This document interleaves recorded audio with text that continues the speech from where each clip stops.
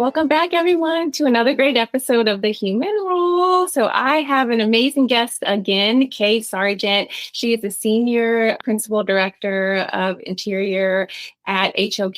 She's a powerhouse in the design space. And she also has launched her book, Designing Neuroinclusive Workplaces. So this is perfect from the HR space. I know all my notes. So as you can tell, it's very intriguing. I learned lots of things about not only myself, but just background. And also it's just very insightful. And I think what Kay is doing in the industry is going to be, is already a game changer, but is going to even help our industry kind of like explode and better help our employee population. So you're a great PR thinker. Are you with me everywhere I go? I love I'll be your cheerleader behind the scenes. Right. Great. All the good things. So as you guys remember last episode, Kay is a total jokester. She's amazing. I heard her this morning speak perfectly out of breakfast and really excited that she took some time to sit next to me and allow this platform to continue. So wanted to start, no introduction needed for Kay. I will also post another link to the first episode that we had where she gave her background, she gave her industry experience, and also kind of went through the definition of neurodiversity. So if anyone is curious about that, if this is your first time hearing that word, please go back and listen to that episode because that'll catapult you into this new space. But we really wanted to focus on this book today because it's helped me, Kay knows it's helped even myself. It's helped me understand, friends and family around me. And it's definitely been a game changer. So I will post a link for you all to also go and purchase the book and then look at it. But yeah, so Kay, I wanted to just start by saying Kay opens up and is very vulnerable in this book. She talks about her children and some of their struggles in this space as well, not just neurodiversity, but ADHD, autism, dyslexia. She covers all spaces. So initially, I was thinking that this book was due to her children. And so she has a perspective from the workplace, but also perspective from her children. However, as you read the book, this actually catapulted because a client of hers actually asked her how she was going to design a workspace for someone that's ADHD. And so I'd like for Kay to give us some insight on that situation. Yeah, it's almost embarrassing, quite frankly, to say that as a mother of 5, 2 of whom have been officially diagnosed, the other 3 who speculate that they are somewhere on that spectrum and, are probably neurodivergent, that wasn't actually the catalyst. I think it was the client asking us in the meeting 8 years ago. He said, how do you design space for someone that's ADHD? And I didn't have a great answer for that. And I started to kind of do a little bit more research on that. And we found that there was this huge gap. There really wasn't a lot of information about how to design the physical environment to make people who might have a sensitivity to different sensory needs or think differently or process things differently really kind of function well in that shared space. So we started to do a lot of research. And there was a moment where it clicked into me that, this actually is going to be helpful for my own children. And I think it's interesting. We did interview a lot of people. Yeah. And several people had a very similar experience. Well, they did not necessarily connect their professional world with their personal world until kind of that synergy was forced together. Yeah. Hi, this is Stacey Harris. And this is Terry Zipper. And we're the host of the 2 podcasts under the HR Huddle. On Spilling the Tea on HR Tech, we uncover the latest trends, truths, and challenges from Sapient Insight Group's groundbreaking research and our analyst insights, serving up everything you need to know about HR tech with no sugarcoating. And on HR, we have a problem. We tackle the toughest workplace challenges head on, offering you expert advice and actionable solutions to help HR leaders thrive in today's fast-changing world. Whether you want the scoop on tech or tools to solve people problems, we've got you covered. Take a listen and subscribe. If you want to become part of our community, we'd love to see you. Oh, absolutely. And I would say, I think my generation too, being a millennial, we kind of were raised to not really talk about things. And so there is definitely a shift, right, in the world and the generations today where they are more open. and they are, I guess, accepting, how they feel and who they are. And she even made a comment earlier this morning when she was speaking about how there was a comment made with the younger generation and someone was making a joke and was like, oh, that was so autistic of you. And it's kind of like, okay, is that okay? Our generation. I didn't think that was okay, but they did not take it as an insult at all. They actually took it as a badge of honor. Yeah. And if you think the millennials didn't talk about this, I'm like right on the cusp of X or boomer. And boy, we really didn't talk about this because when I was growing up, if you were just that hyper kid that couldn't sit still, or you were just the slow one that didn't know how to read, they really didn't understand a lot about neurodiversity. And then once they did, it wasn't necessarily something to be proud of. Yeah. It was something that you were told was a deficit, right? Yeah. And we look at it more, it's a difference, not a deficit at all. Yeah. And also, key factor that Kay mentioned earlier, 70% of disabilities are invisible, right? So it's like, you have no idea. Yeah. Shocking number of, yes, of course, obviously we see people walking around that are, physically on the outside disabled, but there's a lot that we can't see. And I think for me, just reading this book, and as I read through this book, I kind of talked to people around me. Lots of times when people are like angry or mean or upset, you really need to not react if you can prevent that, just because you don't know what they're holding back and what they're harboring or what they're dealing with. And this could be a reason. They may just not know how to talk about it. They may be nervous to talk about it. And so shifting to the actual book, every chapter started off with a specific quote. And some of the top tier quotes, one that specifically resonated with me is that we need to stop trying to change people, but change how we perceive them. And so along with that, the chapters do a really good job where they spotlight specific people, really successful people. So we're talking about Andy Warhol, Steve Jobs, Simone Biles, Alan Turing, top people that we know of that have had these different types of conditions, but have also been successful. So I think as like you're reading this book, it flowed very well for me just because it was giving you a lot of information, but it was also giving you like real life examples of people who have dealt with this and have overcome things and have still been successful. So you don't have to be like nervous about it. You don't have to think that you're never going to be able to find a job or do anything. It's definitely an eye opener. So I was curious on how important was that for you to have that information in the book and that authenticity, like how important was that for you to like have, and how did that stick with you? It was really eye-opening. We interviewed 20 different people, and several of them had some really interesting stories, told me things I did not necessarily know. I think one of them was we talked to a client of ours, and I was very, very involved and very passionate about designing for neuroinclusion. And when I interviewed her just to find out what her origin story was, she goes, "No, honestly, we never even heard about this until we heard you start talking about it." And then she said it kind of clicked. "I think you're talking about my daughters." And she went and had both of her daughters diagnosed. And they were different neurotypes, but they both were.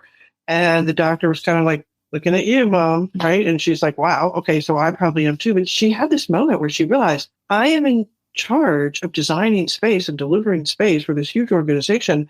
My own children couldn't even work here and be successful. Mm-hmm. And, I think a lot of people shared kind of a similar moment where they realized we have a responsibility to do something about that. We can and we should, for the sake of our own children, because I think a lot of us in my generation, we just kind of powered through. We masked. We tried to hide it. And we don't need to do that. We need to help people truly be their true selves and to be able to embrace that. It was probably a month ago where my youngest daughter said something about one of her brothers about, "Oh yeah, he always does this when he, before he walks down a staircase or whatever." And I'm like, "What are you talking about?"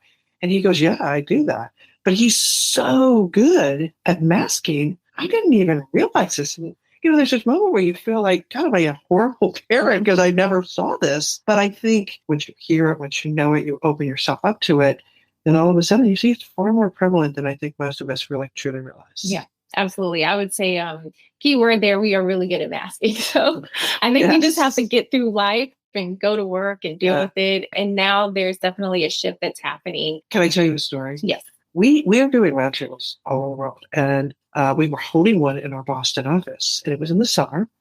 And it was on a Tuesday morning. We weren't in the office on Monday. We got there Tuesday morning. It was so hot in the office that it was like, oh my gosh, we got to open up the windows to get some air in here. So we did. And everybody comes in, and we had 20 heads of corporate real estate sitting around this table. And right when we started talking, the jackhammer in the construction site next to us starts going off. And I instinctively went to close the window, and then I thought, I'm just going to see, like, how long will people tolerate this, right? And I'm going to tell you, for 20 minutes, we're like shouting at each other, like, et cetera. Nobody said a word. No, everybody was either so polite. They didn't want to be that. They were masking, right? And I finally, after 20 minutes, like, I can't do this anymore, because there were two women that were losing. They literally were just so physically agitated. And I don't think they ever recovered. Like, it just threw them off. But if we, in real estate and design, are just sitting there pretending like, there's nothing's happening here, and going with it, then it's understandable why so many other people don't feel empowered to do anything. And we just are so used to having to suck it up. We don't have to do that. Yeah. We have to be able to think about, how do we create better solutions for people? Absolutely. So that's what comforts me when I hear Kay speak, is that there's just this comfort level of like, hey, look, it's okay to be yourself. It's okay. You don't have to be perfect. It's okay to speak up. It's okay to be real in a meeting. Or you don't say really mean to a group of people in a meeting, which I feel bad about to this day still. Kay said this morning she's an equal opportunity offender. Equal opportunity offender. Right. Yeah. So it's so funny. But I think a lot of us are nervous and scared to say that, right? We have our livelihoods to protect. We don't want to go that route. But if you speak up, you're going to be speaking for multiple people in the room. Yeah. And I mean, I think what I mean by that is I'm not intentionally trying to offend people, but you are going to, if you say something to a room of 100 people and they all agree with you, then they didn't really need to hear you because you're all on the same page. And I think sometimes we need to push that envelope a little bit and not be afraid to buck the norm. And one of the things I actually love about people that are neurodivergent is they tend to be brutally honest, and they tend to not really just go along with the status quo. They don't get into that group think like, oh yeah, like, the boss is saying this, so we're all just going to agree, even though nobody agrees with this, and we all think it's ridiculous, right? They tend to be the ones that are like, the emperor has no clothes, right? I think we actually need more of that, because that diversity of thinking is what kind of pushes us forward and makes us realize there are different opinions, and we do need to do that. They also have a really strong sense of justice. Yeah. And I think they don't like seeing things when they think things are wrong, or they don't like just kind of going along with it. And they have an amazing capacity for innovation and creativity and entrepreneurship. Yeah. So I wish I'm fabulous traits. Yeah, absolutely. And that leads us to next and final question, the new normal. So I'd like to get Kay's advice on, of course, in the world of AI and all this, that, the third, but would love to hear like next few years, 5-year trajectory. What would, in your opinion, be like the perfect way to go about the new normal in this new neurodiverse space? Yeah, I'm not sure we're ever going to be normal again. Like, I think we're actually post-normal. I think things are changing so rapidly. One of my favorite quotes is, we've never lived in a time where things have moved as quickly as they are today. We will never live in a time where they move as slowly as they are today again. And that kind of terrifies me a little bit. But I think we need to buckle up, and we need to embrace the notion that things are changing. I think I'd like to break the normal, because being called average, or you're normal, or average, or typical has never really been considered a compliment. I think we need to understand people are complex. Solutions for them might have to be complex. We've got to stop trying to standardize everything. And I think if I really had my druthers, we wouldn't be talking about neurotypical and neurodivergent.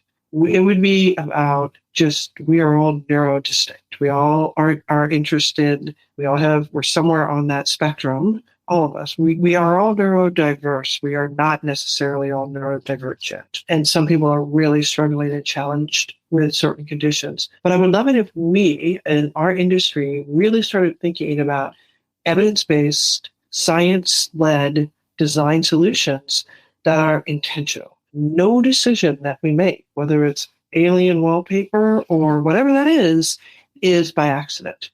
And we need to understand the ramifications of every design decision that we're making, and the environments that we're putting people in so that we can all really be successful. We also are talking less about neurodiversity and really more about sensory processing and cognitive well-being to optimize human performance for everyone.